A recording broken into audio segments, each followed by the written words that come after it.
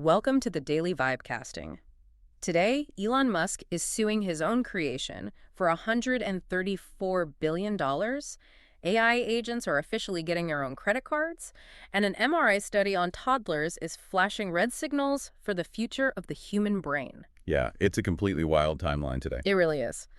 So our mission today for you, the listener, is to basically take this raw feed of the most viral, high-stakes market and culture data out there and just cut right through the noise. We want to unpack what's actually happening. Right, because, the timeline is always cheering for, every shiny new piece of tech or hyperfixating on all this billionaire drama. But we really have to look at the underlying mechanics, like who is actually rewriting the rules here, and more importantly, who is holding the bag when the dust settles. I love that framing. And to see who is rewriting the rules, we kind of have to start at the absolute top of the AI food chain. So there's this viral green text summary floating around today from @HeyNavTor. And it lays out the whole timeline of Elon Musk and OpenAI. Oh, yeah. That timeline is just objectively wild. It is. Listen to these numbers. Musk pledges $1 billion to, save humanity from AI, but he actually gives $38 million. Right. Then he leaves in 2018. Then he basically sits back and watches it become an $852 billion company without him. So what does he do? He sues them. Exactly. He sues them for $134 billion, tries to buy them, gets rejected, buys Twitter instead, and then, and this is the best part, when his massive trial day finally arrives, he just sticks it and stays home to tweet. Look, it sounds like a soap opera when you summarize it like that. Yeah. But if you look past the ego, what's genuinely fascinating here is the structural chaos that this trial exposes. Yeah. Because there's a post from @MyLordBebo going viral right alongside this. It shows this old interview clip. Sam Altman is on stage, and he refers to OpenAI as a, quote, 6-month-old company. And Musk immediately interrupts him to correct him. Yeah, he says very pointedly, it's a 501c3 nonprofit.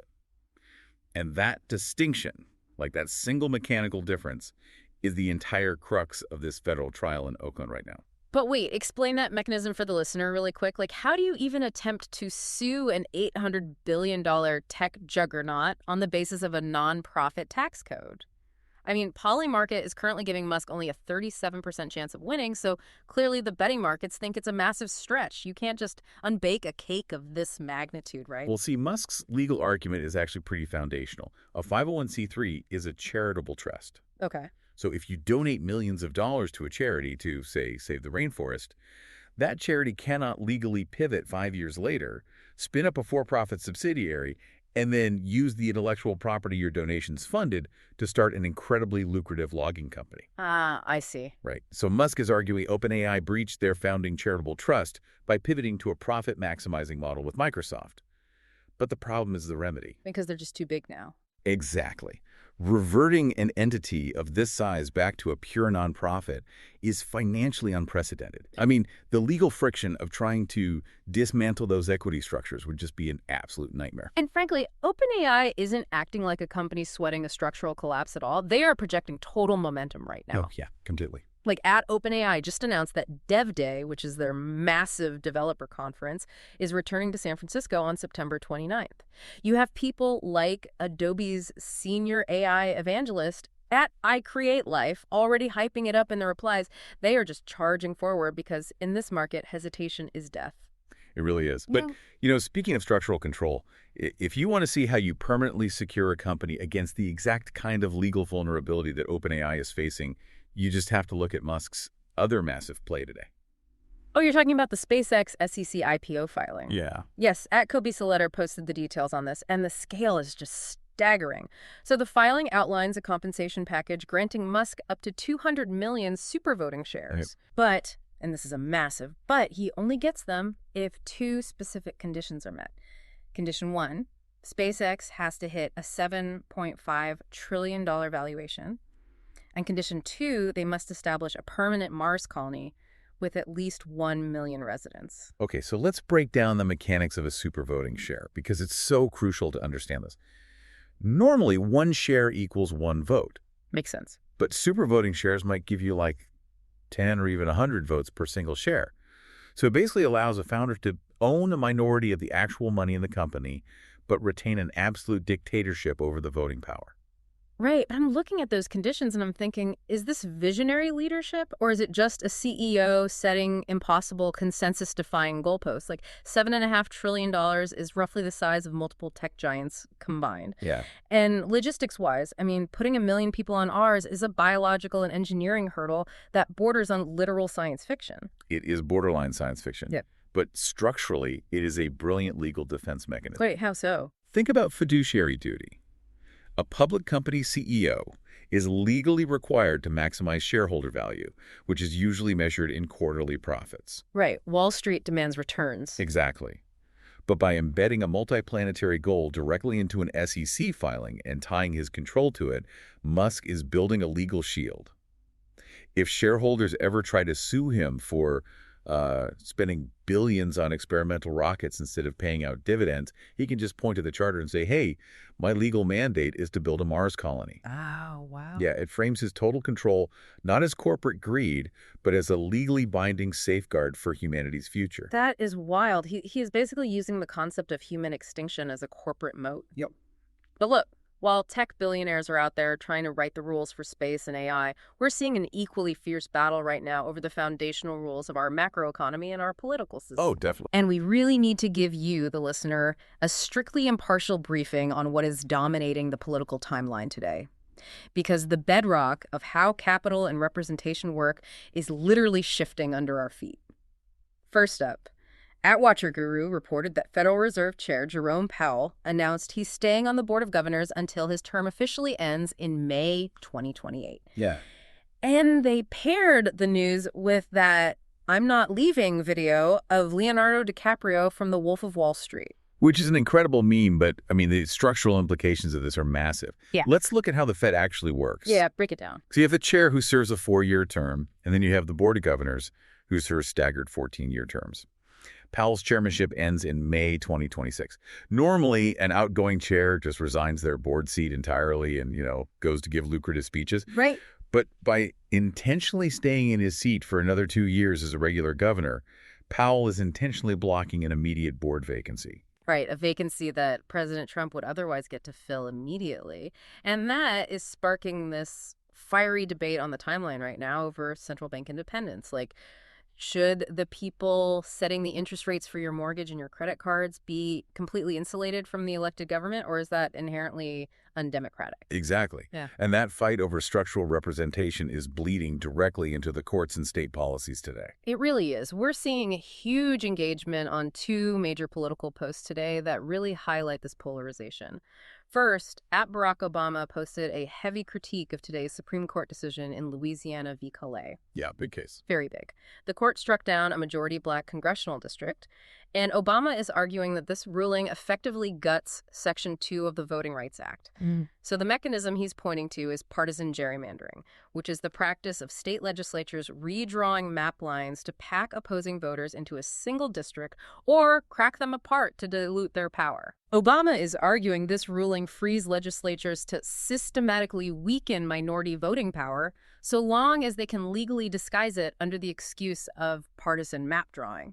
And then on the other side of the political spectrum, equally focused on structural reform, you have this viral interview from the Ellen Pod featuring Steve Hilton, the Republican candidate for California governor. Yeah, I saw this one. He's proposing a radical overhaul. He wants a 7.5% flat tax with absolutely zero state income tax for anyone earning under $100,000. Wow. And it's also taking aim at regulations like CEQ, the state's Environmental Quality Act, which he argues is routinely weaponized by local groups to block construction. And he blames that for California housing costing 3 times the national average. Well, I want to push you on the macroeconomic ripple effect of something like Hilton's flat tax.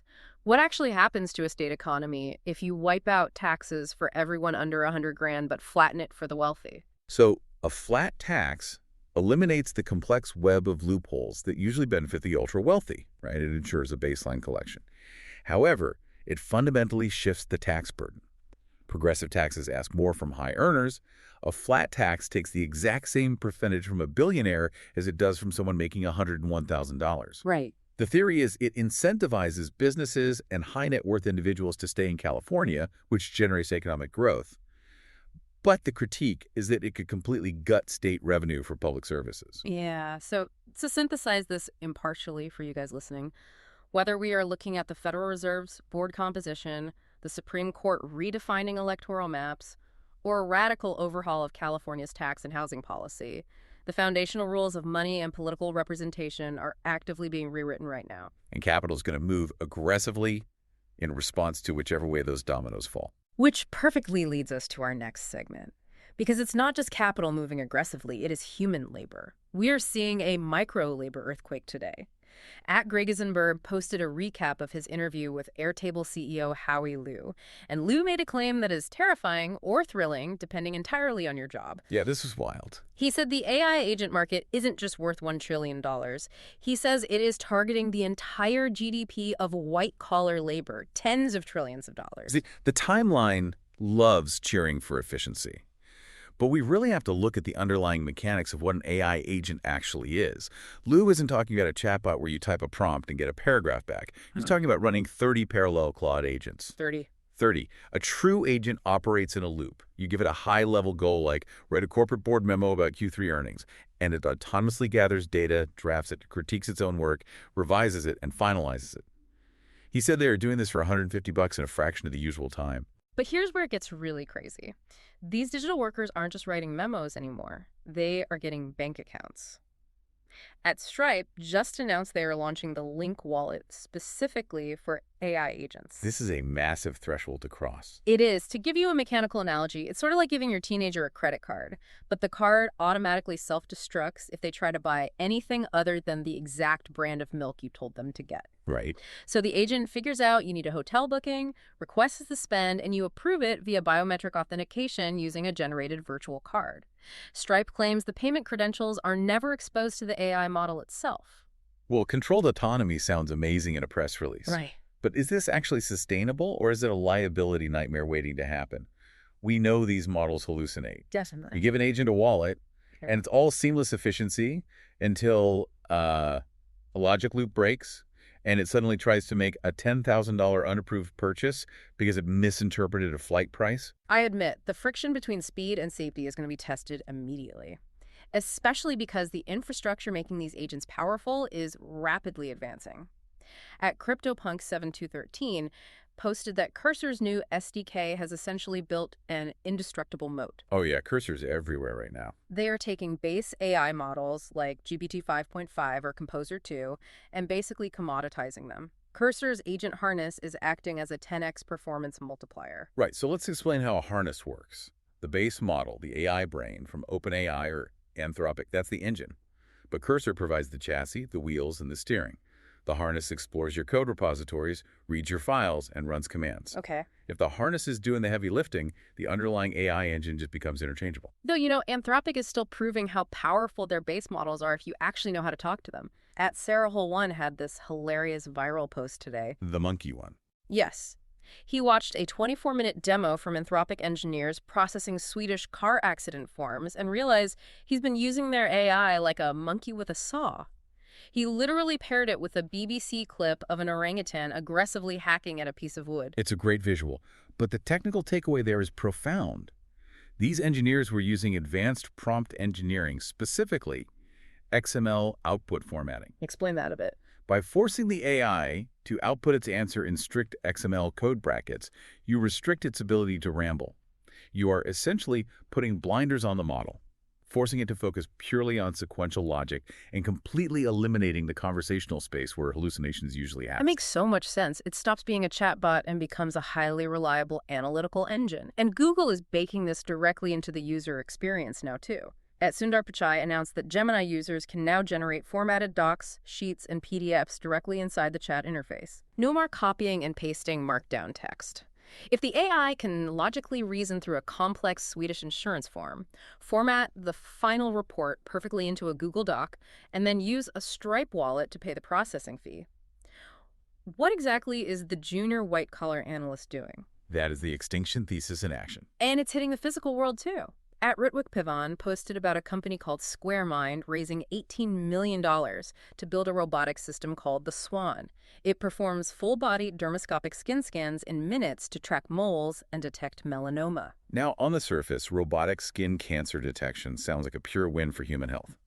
But look at the underlying economic reality provided into the discussion context of that post. Why is this robotic system gaining so much traction right now? Why? Because private equity firms have been aggressively executing roll-ups, basically buying up independent dermatology clinics. To cut costs and boost their margins, they replace highly trained, expensive doctors with nurse practitioners. Right, and the data in the replies shows that these physician extenders miss skin cancers more frequently and order far more unnecessary biopsies than actual board-certified dermatologists. But I have to push back a little here. Isn't a robot that can perfectly map a human body over time still a net positive, regardless of who owns the clinic? It's a positive technology, absolutely. But it raises a really systemic question. Are we automating to expand human care, or are we building robots because private equity broke the medical labor market and now they need automated diagnostic systems to cover up the drop in quality they created? We are applying a technological solution to a purely economic problem. Okay, that is a dark structural view of the medical industry, but we're seeing AI reshape medical efficiency on a macro level, and at the exact same time, this hyper-digital environment is physically reshaping human biology on a micro level. Yeah. Let's pivot to our final segment, culture and society. At New Start 2024, posted a terrifying thread about a 2020 JAMA Pediatrics MRI study. This is the study on toddler brain scans. Yes, they scanned the brains of 60 kids, aged 3 to 5. And they found that interactive screen time is linked to a measurable loss of white matter in the developing brain tracts that control language, literacy, and cognitive connectivity. And the threshold wasn't even that high. We're talking about just 2 hours a day. Okay, let's explain what that physically means. White matter is basically the brain's superhighway. It contains myelin sheaths, which are like the physical rubber insulation on electrical wires. Okay. When that myelin degrades, the electrical signals in the brain literally slow down. In a preschool classroom, that doesn't just mean a child struggles to read. It means they physically take 5 seconds to process the verbal instruction, put on your shoes, instead of 1 second. That is incredibly sobering. If you are a parent listening to this on your commute right now and panicking about the 2 hours of iPad time your kid had this morning, take a breath. Because the judgment in the replies to this post was intense. People were calling out lazy parenting and demanding all screens be locked up forever. But I have to play devil's advocate here. Is this actually causation or is it just correlation? It's a vital question. The study is cross-sectional, not longitudinal. It controls for age and income. But skeptics rightly point out confounding factors. Are children who experience less stability at home simply put in front of screens more often? We've seen this panic cycle before. Yeah, TV in the 90s. Exactly. Think about the absolute hysteria over television rotting our brains in the 1990s. We have to ask, is interactive media fundamentally destroying the brain's wiring, or are we just observing a brain actively adapting to a highly visual, fast-paced digital stimulus while sacrificing traditional, slower literacy pathways? Which connects perfectly to this overarching exhaustion we have right now with the medical establishment's understanding of the brain. There is a 20-year-old video going incredibly viral today. At Xerox Missouri posted footage from a 2006 American Psychiatric Association convention. Oh, I saw this. An interviewer asks psychiatrists a simple question. How many patients have you cured? And they laugh. They openly admit 1 or none, acknowledging there are virtually no permanent cures in their field. And you have to ask why a clip from 2006 has 2 million views today. It's because there is a massive, bubbling cultural backlash against the current paradigm of care. Yeah. People are exhausted by a system that focuses almost entirely on symptom management and drug-focused treatments, rather than identifying and treating root causes. It ties right back to the private equity dermatology discussion. The public is realizing the systems designed to heal them are structurally incentivized to manage them indefinitely. Wait, let me challenge that. Isn't that an unfair metric to judge psychiatry by? Psychiatry isn't like fixing a broken bone. If you manage a chronic illness like diabetes with insulin, you don't cure it, but you save the patient's life. Why are we demanding a permanent one-and-done cure for complex brain chemistry? I mean, it is an unfair metric in a strict clinical sense, yes. But we aren't talking about clinical reality. We're talking about the cultural vibe. The viral nature of the post proves that patients feel alienated. They feel like they are placed on an endless treadmill of pharmaceutical maintenance rather than being guided toward actual holistic wellness. Well, the system feels designed for maintenance, not resolution. It's heavy. To wrap up this deep dive, I want to end on a slightly surreal note that illustrates just how completely our physical and digital realities have merged. At Trung Piven pointed out a feature in Apple Maps today. If you go to the Apple Park Visitor Center in the app, there's a 3D miniature display model of the campus. Right, which is already an impressive level of detail. But if you keep zooming in on that virtual miniature display, if you zoom all the way in, you can literally see the digital cafe barista standing there behind the counter. We have built a one-to-one digital map of reality, down to the guy making the coffee. It's like that old Jorge Luis Borges story about the empire that built a map so detailed and massive that it exactly covered the territory it was mapping. We aren't just looking at the map anymore, we are living inside it. And that brings me to my prediction for tomorrow, based on all the data we've synthesized today. Let's hear it. Given the launch of Stripe's biometric agent wallets and the frantic, unregulated race to commoditize AI models and automate complex white-collar workflows, tomorrow's headline is going to be the first major corporate lawsuit over an AI agent making a catastrophic, entirely unapproved financial transaction. Someone's fleet of digital workers is going to misinterpret an XML prompt, hallucinate a vendor invoice, and completely drain a corporate account. A monkey with a saw, but the saw is directly hooked up to a corporate bank account. I can absolutely see that happening this week. Which leaves you, our listener, with this final provocative thought to mull over. If Howie Liu is right and AI doesn't just disrupt, but entirely consumes the tens of trillions of dollars in white-collar labor, and if, at the exact same time, interactive screens are physically rewiring the white matter of our children's brains from the age of 3, in a world where software does all the planning, all the coding, and all the spending, what will be the fundamental economic value of human attention in 10 years? That is the trillion-dollar question. Thank you for joining us for the deep dive. We'll be back tomorrow to cast the vibes and cut through the noise. Stay sharp out there.